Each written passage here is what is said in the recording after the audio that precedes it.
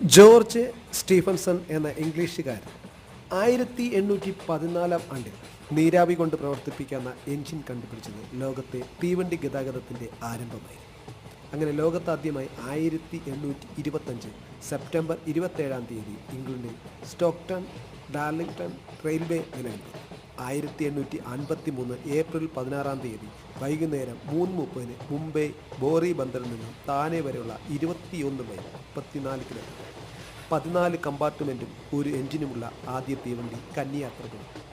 അത് വളർന്ന് ഇന്ന് കന്യാകുമാരി മുതൽ കാശ്മീർ വരെയും ഇന്ത്യൻ സാമ്രാജ്യത്തിൻ്റെ ഉടനീളവും തലങ്ങും വിലങ്ങും ഇന്ത്യയുടെ രക്തധമനികളെന്ന് വിശേഷിപ്പിക്കത്തക്ക വിധത്തിൽ പ്രാധാന്യം ഉൾക്കൊണ്ടുകൊണ്ട് ഒരു ഗതാഗത മാധ്യമം രൂപം കൊണ്ടു.